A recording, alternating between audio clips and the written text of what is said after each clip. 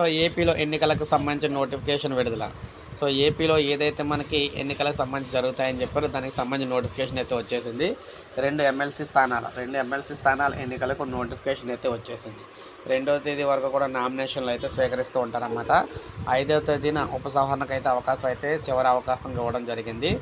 రాష్ట్రంలో ఎమ్మెల్సీల ద్వారా ఎన్నికలు జరిగే 2 ఎమ్మెల్సీ స్థానాల పోలింగ్కు రాష్ట్ర ప్రధాన ఎన్నికల అధికారి ముఖేష్ కుమార్ మీనా నోటిఫికేషన్ విడుదల చేశారు. దీంతో నామినేషన్ల స్వీకరణ ప్రారంభమైంది. వచ్చే నెల 2వ తేదీతో నామినేషన్ల గడువు కూడా ముగుస్తుంది. కాగా జూలై 3వ తేదీన పరిశీలిస్తారు. ఉపసంహరణకు జూలై 5వ తేదీన గడువుగా పెట్టారు.